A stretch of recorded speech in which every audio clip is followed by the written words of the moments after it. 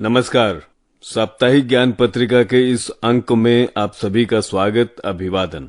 मैं हूं आपके साथ अशोक शर्मा। साप्ताहिक ज्ञान पत्रिका के नवीन अंक में आइए आपको बता दें क्या है खास हमारे पास आप सबके लिए। जी हाँ, आज के अंक में हम आपके लिए लाए हैं शिक्षा, करियर, ज्ञान, रोजगार और इतिहास से जुड़ी जानकारियों के अलावा इग्नू और अन्य विश्वविद्यालयों से जुड़ी शिक्षा जगत की गतिविधियां, राष्ट्रीय और अंतर्राष्ट्रीय शैक्षिक गतिविधियों के साथ साथ ज्ञान विज्ञान से जुड़ी तमाम जानकारियां। और हाँ, साथ ही हम आपके साथ साझा करते हैं रोजगार की संभावनाएं। दोस्तों, हमारी कोशिश रहती है कि हम आप तक ये तमाम जानकारियां पहुंचाते रहें। इसी सिलसिले को जारी रखते हुए आइए शुरुआत करते हैं आज के इस कार्यक्रम की और सबसे पहले सुनते हैं शिक्षा जगत की मुख्य जानकारियां।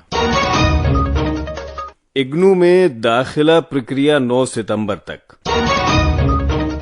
इग्नू में जून टर्म एंड परीक्षा परिणाम जारी। इग्नू से अब किया जा सकता है diploma in creative writing course. Indira Gandhi Rashtriya Mukt Vishwavidyalaya ने लॉन्च किया BA program facility and services management. Indira Gandhi Rashtriya Mukt विश्वविद्यालय में इनोवेशन अवार्ड के लिए आवेदन 30 सितंबर तक। आईटीआई के छात्रों को इग्नू देगा सीधा दाखिला। आइए सुनते हैं ये सभी जानकारियां विस्तार से। इंदिरा गांधी राष्ट्रीय मुक्त विश्वविद्यालय यानी इग्नू ने जुलाई सत्र के लिए री रजिस्ट्रेशन की समय सीमा बढ़ा दी है। उम्मीदवार अब 9 सितंबर तक इंदिरा गांधी राष्ट्रीय मुक्त विश्वविद्यालय यानी इग्नू की आधिकारिक वेबसाइट www.ignu.ac.in पर आवेदन कर सकते हैं। जुलाई 2022 सत्र के लिए नए दाखिले की अंतिम तारीख 9 सितंबर 2022 तक बढ़ा दी गई है। आवेदन करने के लिए आपको करना क्या है? आधिकारिक वेबसाइट ignu.samarth.edu.in या फिर www.ignu.ac.in पर जाएं, पंजीकरण करें और आवेदन के साथ आगे बढ़ें। आवेदन पत्र भरें, सबमिट करें और आवेदन शुल्क का भुगतान करें। डाउनलोड करें और भविष्य के लिए उसकी हार्ड कॉपी अपने पास रखें। उम्मीदवार अधिक अपडेट के लिए इंदिरा गांधी राष्ट्रीय मुक्त विश्वविद्यालय की आधिकारिक वेबसाइट चेक कर सकते हैं। इंदिरा गांधी राष्ट्रीय मुक्त विश्वविद्यालय के विभिन्न विद्यापीठ से आप कई तरह के कार्यक्रम में एडमिशन लेकर अपना भविष्य बना सकते हैं। इन विद्यापीठों में बहुत से कार्यक्रम संचालित किए जाते हैं। इग्नू के मानविकी विद्यापीठ के अंतर्गत आप क्रिएटिव राइटिंग का भी कोर्स कर सकते हैं। इस प्रोग्राम के बारे में अधिक जानकारी दे रहे हैं मानविकी विद्यापीठ इग्नू के associate professor doctor Rajesh Kumar. Hello learners, are you struggling with writing skills? Do you want to become a creative writer? Then here is an opportunity for all of you to join a program which will teach you to become a creative writer. School of Humanities, Indira Gandhi National Open University is offering a diploma program in creative writing in English. The diploma program in creative writing in English provides understanding skills, professional knowledge about the art of writing, and develops your creative ability for those who are interested in developing a professional career as a freelance writer. If you look at the goals of this program are number 1, to provide an understanding, skills and professional knowledge about the art of writing. Number 2, to develop the creative ability of those interested in making a professional career as a freelance writer. You know, it has been said that being able to write is a key to building a strong personal brand, and creative writing ignites your imagination, creativity and innovation. So get the right idea, learn the art of writing and master the art of writing by joining this program. Now, who are eligible to do this program? See, if you look at the eligibility, the minimum eligibility to do this program is 10+2. So all applicants who are 10+2 pass will be admitted to this program. Not only that, if you haven't completed 10+2, don't worry. Anyone without 10+2 also will be admitted, but the condition is that he or she should be 20 years old and above. So he or she also will be admitted to this program. Now, the question is, What will be the advantage of doing this program? There are a lot of advantages of doing this program. If you want to become a writer, well, you should do this program. You can become an author. You can become a novelist. You can become a publisher. You can become entrepreneur. You can become content writer. You can become fiction writer. You can become proofreader. And most importantly, you can become a creative writer. So who are you waiting for? And what are you waiting for? Come and join this program. Indira Gandhi Rashtriya Mukt विश्वविद्यालय यानी इग्नू ने जून term and परीक्षा 2022 के परिणाम घोषित कर दिए हैं। उम्मीदवार अब आधिकारिक वेबसाइट ignu.ac.in पर परिणाम देख सकते हैं। विश्वविद्यालय द्वारा प्रस्तावित विभिन्न शैक्षणिक कार्यक्रमों के लिए परीक्षा 20 जुलाई 2022 को शुरू हुई थी। इग्नू ने जेल में बंदियों के लिए 18 विदेशी केंद्रों और जेलों में 82 केंद्रों सहित 831 परीक्षा केंद्रों की स्थापना की। परिणाम उन उम्मीदवारों के लिए घोषित किया गया है जो अब तक टीईई परीक्षा में शामिल हुए हैं और जिनके पेपर विश्वविद्यालय द्वारा चिन्हित किए गए हैं। टर्म एंड एग्जाम में बैठने के लिए 7,69,482 पात्र छात्रों को हॉल टिकट जारी किए गए। छात्र अपने नामांकन संख्या का उपयोग करके परिणाम चेक कर सकते हैं। परीक्षाएं 5 सितंबर 2022 को संपन्न होंगी। चेक करने के लिए आधिकारिक वेबसाइट ignu.ac.in पर जाएं। होम पेज पर परिणाम लिंक पर क्लिक करें। जून 2022 टर्म एंड परीक्षा परिणाम घोषित। अपनी नामांकन संख्या दर्ज करें और सबमिट करें। इग्नू टीई 2022 परिणाम आपकी स्क्रीन पर नजर आएगा। रिजल्ट पर जाएं और डाउनलोड करें। इंदिरा गांधी राष्ट्रीय मुक्त विश्वविद्यालय के फेसबुक पेज और एलुमनाई पोर्टल पर हमारे इग्नू के विद्यार्थी जुड़कर अपने अनुभव साझा करते हैं कि किस तरह इग्नू से जुड़कर उन्होंने अपना भविष्य बनाया। ऐसा ही कुछ बता रही हैं एमए साइकोलॉजी की पूर्व विद्यार्थी अंतरा सिन्हा गंगोपाध्याय। नमस्ते, मेरा नाम अंतरा सिन्हा गंगोपाध्याय है। इग्नू इसलिए चूज किया मैंने पहली बात क्योंकि मेरा ग्रेजुएशन में अकाउंट्स था। दूसरी यूनिवर्सिटीज आपको अलाउ करती नहीं है स्ट्रीम चेंज करने के लिए जनरली, बट इग्नू ने मुझे ऑप्शन दिया कि मैं अपना पैशन परस्यू कर पाऊं, मास्टर्स में वो सब्जेक्ट लूं जिसके लिए मैं बहुत पैशनेट थी, बहुत इंटरेस्ट था मुझे और इंटरेस्ट था। इग्नू ने मुझे अपॉर्चुनिटी दी, इसीलिए इतना कुछ हासिल हो रहा है। करिकुलम, टीचर्स और आपके प्रोफेसर्स बहुत वेल ट्रेन्ड है। अगर कोई चाहे तो बहुत अच्छे से पढ़ सकता है, अपने टाइम के हिसाब से पढ़ सकता है। कुछ आपको बाहर से नहीं लगेगा। उनका जो कोर्स है वो वेल डेवलप्ड कोर्स है। सब सोचते हैं क्या इसका रिकॉग्निशन मिलेगा नहीं मिलेगा। काफी लर्नर्स को ये दिक्कतें होती हैं। मुझसे काफी लोग पूछते हैं कि रिकॉग्नाइज्ड है कि नहीं। IGNOU is well recognised nationally as well as internationally. So ये चीज का कोई दो राय नहीं है। यूजीसी रिकॉग्नाइज्ड है, नैक में AA+ है, तो और इससे ज्यादा क्या चाहिए। जब आपको इतना रिकॉग्निशन मिल रहा है, आप अच्छे से पढ़ें। अगर आपको इंटरेस्ट है, काफी वास्ट सब्जेक्ट्स है, काफी ऐसी सब्जेक्ट्स है जो आपको दूसरी यूनिवर्सिटीज एंड कॉलेजेस ऑफर नहीं करती हैं। सब्जेक्ट चॉइस करने की आपकी आजादी रहती है। एग्जाम कब आपको देना है, किस हिसाब से देना है, सब आपके हिसाब से हो सकता है। सो बहुत बहुत धन्यवाद इग्नू को। इंदिरा गांधी राष्ट्रीय मुक्त विश्वविद्यालय समय समय पर नए नए कोर्स लॉन्च करता है जिससे शिक्षार्थी की करियर बनाने की संभावनाएं बढ़ जाती हैं। हाल ही में इग्नू के school of tourism and hospitality management के तहत MBA program facility and services management launch किया गया, जिसमें शिक्षार्थी एडमिशन लेकर अपना करियर बना सकते हैं। Indira Gandhi national open university यानी इग्नू ने स्टूडेंट इनोवेशन अवार्ड 2022 के लिए आवेदन आमंत्रित किए हैं। इग्नू के इस कार्यक्रम में भाग लेने को इच्छुक छात्र 30 सितंबर 2022 तक आवेदन कर सकते हैं। जिन छात्रों ने कुछ क्रिएटिव बनाया है वे संबंधित फॉर्म भरकर अपना आवेदन जमा कर सकते हैं। आवेदन फॉर्म इग्नू की वेबसाइट ignu.ac.in पर प्राप्त कर सकते हैं। स्टूडेंट इनोवेशन अवार्ड 2022 के लिए आवेदन फॉर्म जमा करने की आखिरी तारीख 30 सितंबर 2022 है। टॉप 3 दावा करने वाले छात्रों को ट्रॉफी, सर्टिफिकेट और 10,000 रुपये, 7,000 और 5,000 रुपये का नकद इनाम भी दिया जाएगा। स्टूडेंट इनोवेशन अवार्ड 2022 में आवेदन करने के लिए इग्नू की आधिकारिक वेबसाइट ignu.ac.in पर या फिर www.ignu.ac.in पर जाएं। आवेदन फॉर्म डाउनलोड करें।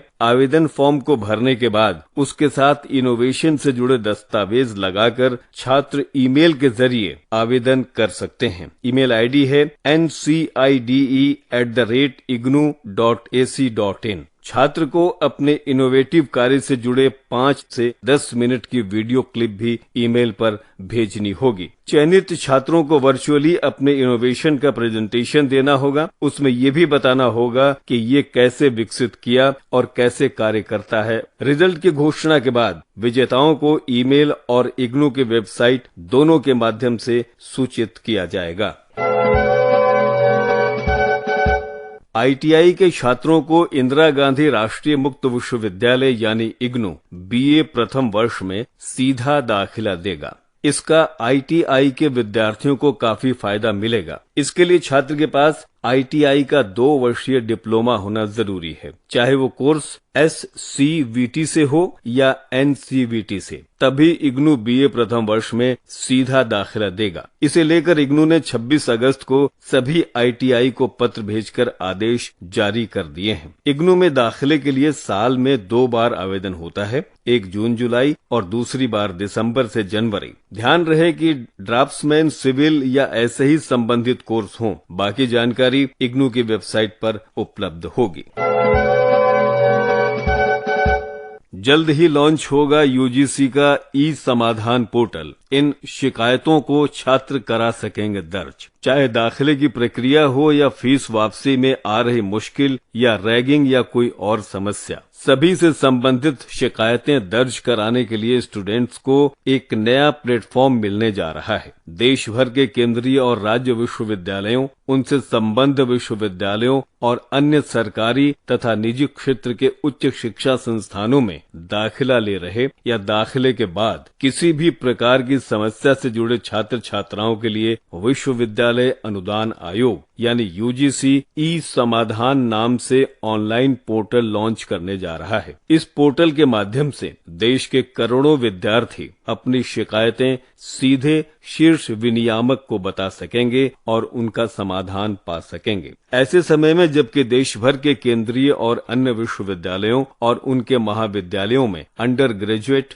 और पोस्ट ग्रेजुएट कोर्सेज में शैक्षणिक वर्ष 2022-23 के लिए दाखिला प्रक्रिया सितंबर 2022 में शुरू होने जा रही है, आयोग द्वारा अगले सप्ताह लॉन्च किए जाने वाले यूजीसी ई समाधान पोर्टल के माध्यम से छात्र छात्राओं को आमतौर पर आने वाली परेशानियों का निपटारा समय से और उचित ढंग से किया जा सकेगा। आप सुन रहे हैं साप्ताहिक ज्ञान पत्रिका कार्यक्रम। साप्ताहिक ज्ञान पत्रिका के करियर सेगमेंट में आइए लेते हैं जानकारी क्रिएटिव राइटिंग में अपना करियर बनाना। क्रिएटिव राइटिंग के जरिए बनाए लेखन के क्षेत्र में करियर। ऐसे बहुत से लोग होते हैं दोस्तों जिन्हें लिखना बहुत पसंद होता है। लेखन की कई विधाएं हैं, इन्हीं में से एक है क्रिएटिव राइटिंग। लेखन के क्षेत्र की ये विधा बेहद कलात्मक है। इस क्षेत्र से जुड़े लोग वास्तव में रचनात्मक लेखक हैं, जिन्हें लोग उपन्यासकार, कवि, गीतकार आदि विभिन्न नामों से जानते हैं। क्रिएटिव राइटर्स के पास लेखन में जादुई ताकत होती है और अपने काम के माध्यम से वे पाठकों को प्रभावित कर सकते हैं। आमतौर पर लोग इस काम को आसान मानते हैं, जबकि लेखन बनाना एक लंबी प्रक्रिया है जिसमें बहुत अधिक शोध और कड़ी मेहनत की जरूरत होती है। अगर आप भी लेखन में अपनी रुचि रखते हैं तो इस क्षेत्र में अपने कदम बढ़ा सकते हैं। क्या है ये क्रिएटिव राइटिंग? आइए आपको बताते हैं। रचनात्मक लेखन वो लेखन है जिसमें एक लेखक का उद्देश्य गद्य, काव्य और छंदों के माध्यम से अपनी भावनाओं, कल्पनाशील विचारों और विचारों को व्यक्त करना है। विभिन्न तरह के लेखन जैसे उपन्यास, कविता, कहानी, नाटक, आत्मकथा, पटकथा लेखन, कॉपी लेखन आदि को रचनात्मक लेखन कहा जाता है। रचनात्मक लेखन एक ऐसा क्षेत्र है जिसमें प्राकृतिक दुनिया के चित्र बनाने के लिए बहुत अधिक कल्पना, अवलोकन और एक जन्मजात क्षमता की आवश्यकता होती है। विभिन्न विषयों और शैलियों पर लेख पढ़कर एक अच्छा लेखक बना जा सकता है। हर तरह से जीवन का एक अनुभव करना और बहुत सारे मुहावरों, लहजों और स्थानीय भावों को सीखना और सुनना। वैसे तो क्रिएटिव राइटिंग कुछ लोगों को जन्मजात उपहार में मिलती है, लेकिन रचनात्मक लेखन में कोर्स करके कोई भी अपने लेखन कौशल में सुधार कर सकता है। बात अगर करें योग्यता की, तो करियर एक्सपर्ट कहते हैं कि रचनात्मक लेखन के क्षेत्र में किसी औपचारिक शिक्षा की विशेष आवश्यकता नहीं होती है। आपकी कल्पना, अवलोकन और रचनात्मकता के साथ लिखने की क्षमता ही आपके भविष्य का मार्ग प्रशस्त करती है। हालांकि अंग्रेजी साहित्य, पत्रकारिता और संचार में एक शैक्षिक पृष्ठभूमि आपके करियर की राह को आसान बनाती है। वैसे भारत में कुछ संस्थान रचनात्मक लेखन में शॉर्ट टर्म कोर्स कराते हैं और इन पाठ्यक्रम में आवेदन करने के लिए न्यूनतम शैक्षणिक योग्यता हायर सेकेंडरी या 10+2 होनी चाहिए। इन पाठ्यक्रमों की न्यूनतम अवधि 1 वर्ष है। करियर एक्सपर्ट ये भी कहते हैं कि एक क्रिएटिव राइटर को कल्पनाओं के आकाश में विचरने के साथ साथ उसे कागज पर भी बेहतरीन तरीके से उतारने की कला आनी चाहिए। इसके अलावा उसके अंदर पढ़ने और नई चीजों को जानने की जिज्ञासा होनी चाहिए ताकि वो अपने शब्दकोश को अधिक मजबूत बना सके। क्योंकि इन दिनों लेखन के लिए कंप्यूटर का इस्तेमाल किया जाने लगा है, इसलिए उसे कंप्यूटर का ज्ञान होना और इंटरनेट में आवश्यक सामग्री खोजने की कला आनी चाहिए। अलावा इसके उनके अंदर ऑब्जर्वेशन स्किल्स व कम्युनिकेशन स्किल्स भी मजबूत होने चाहिए, क्योंकि जब एक लेखक अपने या दूसरों के अनुभवों को पन्ने पर उतारता है तो उसका एक अलग ही प्रभाव देखने को मिलता है। इसके अलावा ऑब्जर्वेशन के जरिए उसके लेखन में विविधता को आसानी से देखा जा सकता है। बात अगर करें संभावनाओं की, तो क्रिएटिव राइटिंग के पास अवसरों की कोई कमी नहीं है।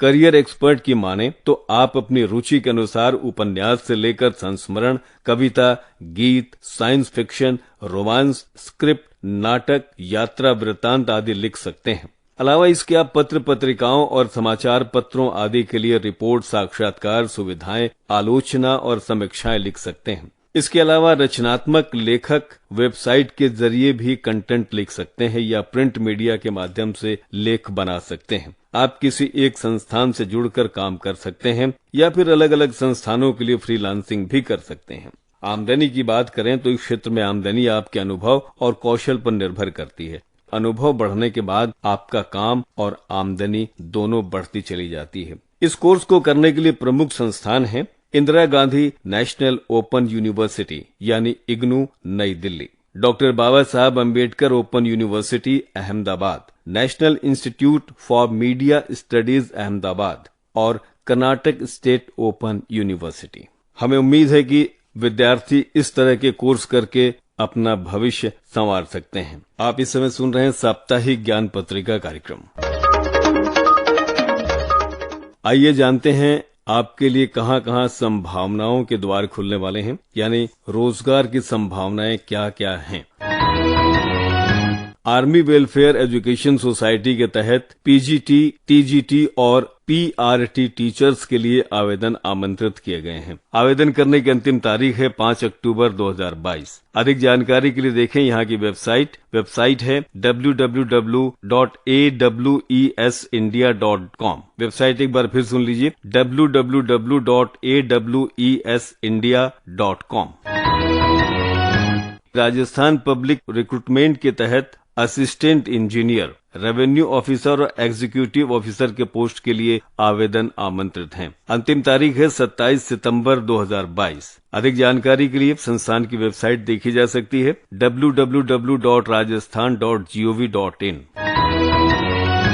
NIT यानी नेशनल इंस्टीट्यूट ऑफ टेक्नोलॉजी के अंतर्गत assistant registrar, assistant librarian, medical officer, junior engineer आदि पदों के लिए आवेदन आमंत्रित हैं। अंतिम तारीख 7 अक्टूबर 2022। वेबसाइट है संस्थान की www.nit.ac.in।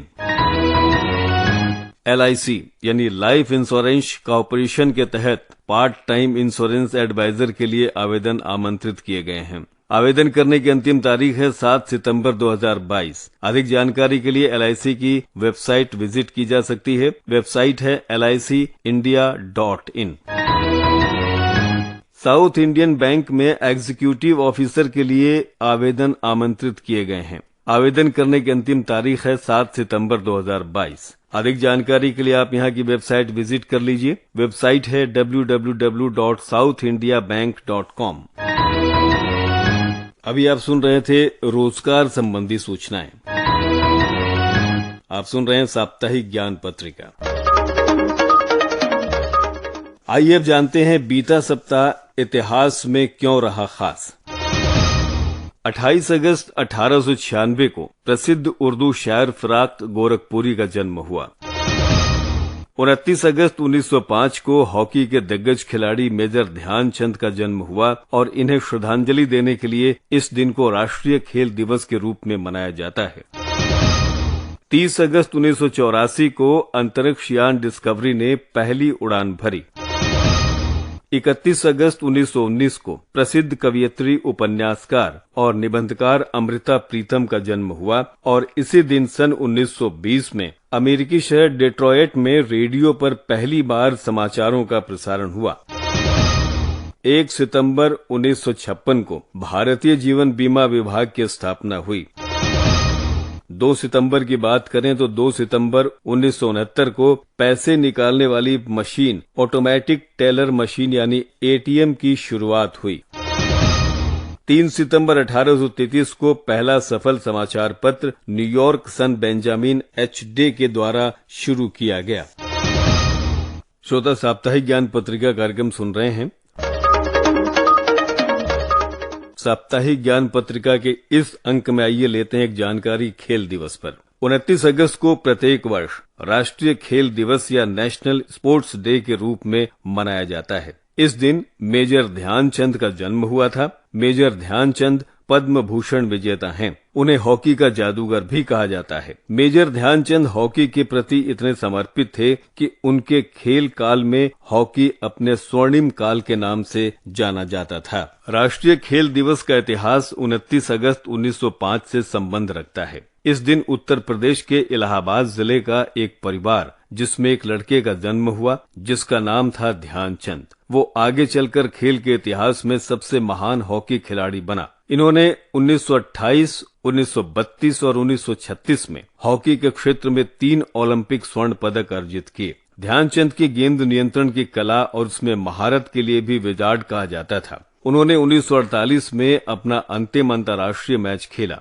ध्यानचंद 16 वर्ष की उम्र में सेना में भर्ती हुए और यहां से उन्होंने अपनी कड़ी मेहनत और कोच द्वारा दिए गए शिक्षण से भारतीय हॉकी टीम के कप्तान बने। हॉकी में अच्छा प्रदर्शन से इनका सेना में प्रवेश प्रमोशन भी होता गया और इन्हें सेना में कमीशन ऑफिसर के तहत मेजर का पद सम्मान के रूप में दिया गया। ये एकमात्र ऐसे हॉकी खिलाड़ी हैं जिन्हें देश का तीसरा सबसे बड़ा सिविलियन पुरस्कार पद्म भूषण से सम्मानित किया गया है। इसलिए इनके नाम के साथ मेजर है, इसलिए उन्हें मेजर ध्यानचंद कहा जाता है। इस दिन खेल के प्रति जनता का ध्यान आकर्षित करना है, युवा वर्ग का खेल के प्रति जागरूकता पैदा करना है। खेल युवाओं को इसके प्रति मान्यता देते हैं, रोजगार प्रदान करते हैं और खेल के प्रति सम्मान भी प्रदान करते हैं। देश के खेल प्रशिक्षक विभिन्न खिलाड़ियों के काम की प्रशंसा करते हैं और उनका उत्साह बढ़ाते हैं। राष्ट्रीय खेल दिवस का मुख्य उद्देश्य खेल के महत्व को जानना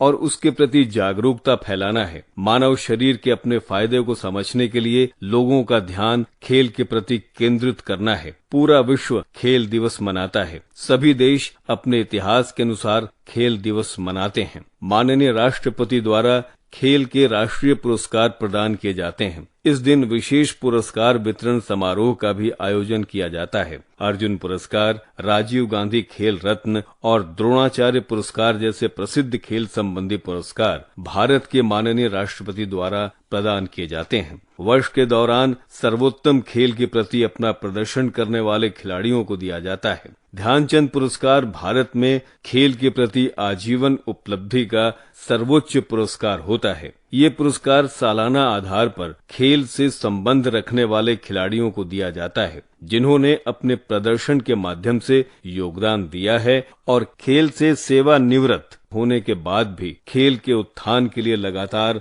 अपनी कड़ी मेहनत दी है। इस दिन खिलाड़ियों के साथ साथ खिलाड़ियों को दिशा निर्देशन, मार्गदर्शन करने वाले कोचों को भी पुरस्कार और सम्मान दिया जाता है, क्योंकि खिलाड़ियों की मेहनत और लगन के पीछे उनके कोच का भी हाथ होता है। कोच को दिए जाने वाले पुरस्कार में द्रोणाचार्य पुरस्कार सबसे महत्वपूर्ण पुरस्कार माना जाता है। तो साथियों, ये थी जानकारी राष्ट्रीय खेल दिवस मनाने की। दोस्तों, अभी आप सुन रहे थे कार्यक्रम साप्ताहिक ज्ञान पत्रिका। आप हमें हमारी वेब लिंक www.ignuonline.ac.in/ज्ञानधारा पर भी सुन सकते हैं।